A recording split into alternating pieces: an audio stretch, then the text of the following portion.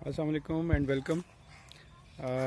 आज जिस गाड़ी का आपके लिए रिव्यू मैं लेके आया हूँ वो है जापानीज़ वैगन आर, जो कि नॉर्मली ज़्यादा हमें रोड्स पे चलती हुई शायद व्यूअर्स को नज़र ना आती हो, लेकिन चूँकि ये गाड़ी जो है वो रेयर है, रोड्स पे ज़्यादा नज़र नहीं आती, तो मेरे पास आई गाड़ी और मैंने इसे एक्सपीरियंस किया और मैं आज आपके साथ इस एक्सपीरियंस को शेयर करना चाहूँगा।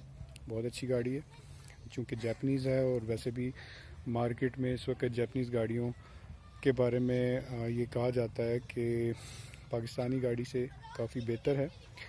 तो मैं आपको आज इसके कुछ की फ़ीचर्स जो हैं वो उनके बारे में बताऊंगा और आप आई होप कि ये रिव्यू आपको पसंद आएगा। जी viewers, this is wagon R wide. इसको हम वैगन आर वाइड इसलिए कहते हैं कि एक तो नॉर्मल वैगन आर है जो कि जापानीज़ वर्जन में और पाकिस्तानी वर्जन में मौजूद है इस वक्त मार्केट में। ये वैगन आर वाइड जो कि 1997 मॉडल है और 1999 तक वाइड का वेरिएंट मार्केट में अवेलेबल था। उसके बाद ये वाइड वेरिएंट मार्केट में अवेलेबल नहीं है। उसकी वजह ये है कि उसके बाद जो इंजन की कैपेसिटी थी वो 660 पे कन्वर्ट कर दी गई। ये जो वेरिएंट है this is wagon R wide and this is 1997 model and it is 1000 CC turbo. तो इसका जो इंजन कैपेसिटी है वो मैं आपको बता दूं कि दिस इज़ ऑसम। इसकी जो पिक है और जो इसका एक्सेलरेशन है वो 660 सीसी से बहुत ज़्यादा है। ये ऊपर बोनेट पे इसके ये जो कवरिंग है this is for intake of turbo, ठीक है। और जिस वक्त हम एक स्पेसिफिक आरपीएम से इंजन की स्पीड को इंक्रीज़ करते हैं तो ये इसका टर्बो ऑन होता है और उसके बाद इसकी एक्सेलरेशन बहुत ज़्यादा हो जाती है। तो ये जो वेरिएंट है basically this car is very good, very well kept और इट इज़ बेसिकली जिस तरह मार्केट में कहा जाता है कि जी ये अपने रंग में है। इसमें कोई एक्सीडेंट नहीं है, कोई पेंट स्प्रे नहीं है और ये अपने पेंट में है गाड़ी। अच्छा मैं बता दूं इसमें इसके इंटीरियर देखें, वेरी गुड, बहुत स्पेशियस है और इसकी जो सीटिंग क्वालिटी है, ये सीट्स इसकी ओरिजिनल हैं, इस पर कोई कवरिंग नहीं है, ये आप देख सकते हैं। RPM meter, speedometer, fuel gauge, temperature gauge, it is automatic version. AC इसका बहुत अच्छा और चूँकि इंजन कैपेसिटी इसकी बहुत अच्छी है इसलिए एसी का लोड इंजन पे बहुत कम आता है। इसमें बहुत कुछ फीचर्स ऐसे हैं जो कि मुझे बहुत पसंद हैं, जैसे इसमें ड्रॉर्स की अवेलेबिलिटी, इसमें फ्रंट सीट के नीचे ड्रॉर है। इसी तरह से इसमें इस सीट को अगर हम उठा लें तो इसके नीचे टूल्स रखने के लिए काफ़ी स्पेस है। इस तरह से इसमें 2 डैशबोर्ड्स ओपनिंग है और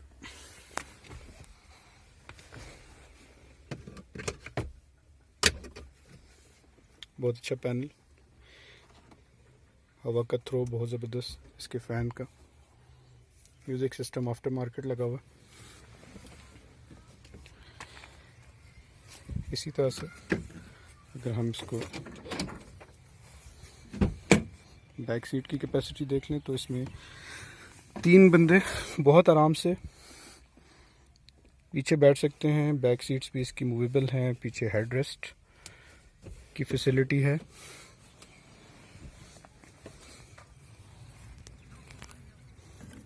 अगर इसकी डिक्की को ओपन किया जाए तो इसकी डिक्की की स्पेस जो है वो अच्छी खासी, अगर एक बच्चों की साइकिल्स नॉर्मली वो इसमें इजीली इसकी डिक्की में आ जाती हैं।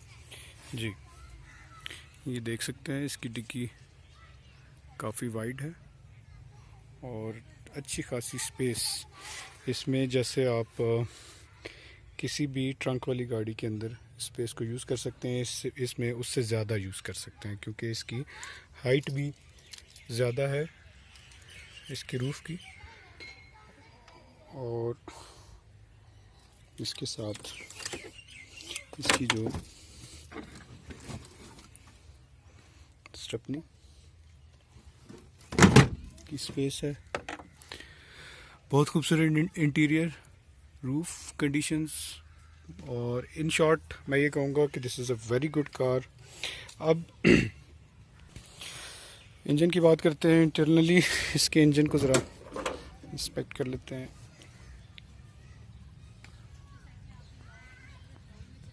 ये इसमें टर्बो की इनटेक,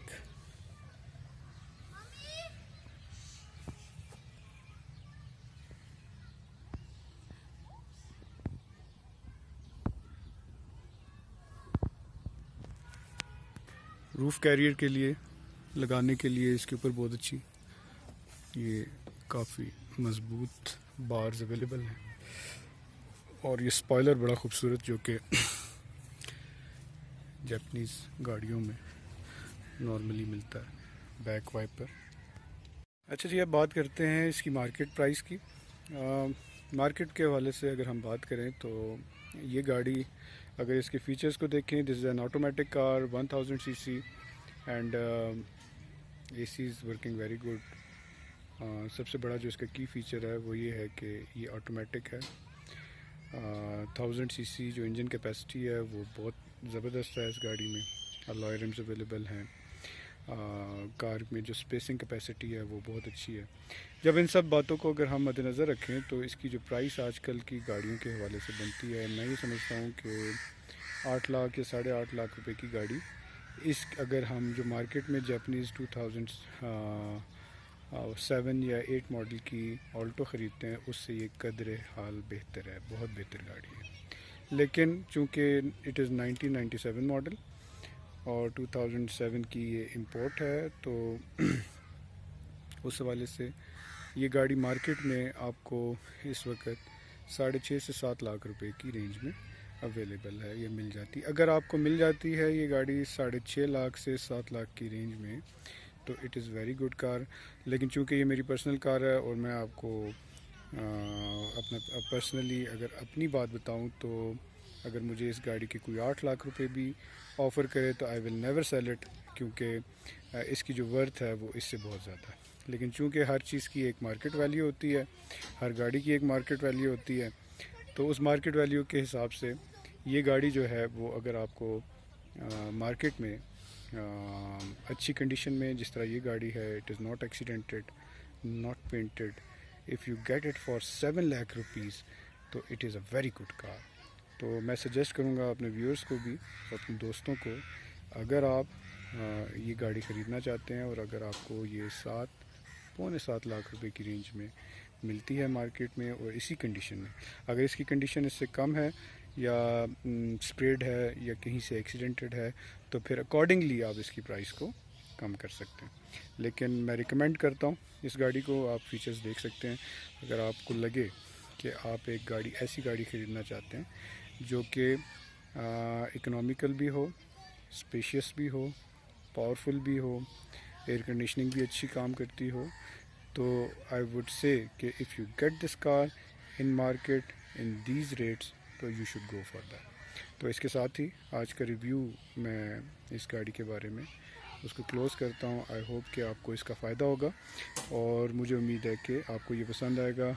जो लोग अभी तक मेरे चैनल को जिन्होंने सब्सक्राइब नहीं किया, मज़ीद अच्छी वीडियोस के लिए वो चैनल को सब्सक्राइब करें। मैं एक बार फिर बताता चलूँ कि ये यहाँ पे जो मेरे पर्सनल एक्सपीरियंसेस हैं, इंशाल्लाह मैं वो शेयर करूँगा, और उसके साथ साथ जो मेरे दोस्त हैं जिनकी पर्सनल गाड़ियाँ हैं, घरों की गाड़ियाँ हैं, जिन्होंने ख़रीदी, कितने में ख़रीदी, कितने की होनी चाहिए, उनकी कंडीशन क्या है, मेरी कोशिश ये होगी कि वो सारी इन्फॉर्मेशन आप तक पहुँचे, ताकि आप लोग जब भी इस तरह का कोई मॉडल जो जिसका रिव्यू मैं कर चुका हूँ, अगर आप ख़रीदने के लिए जाएं, तो मार्केट में आपको उसका बेनिफिट हो, आप मार्केट से वो गाड़ी महंगी ना ख़रीदें।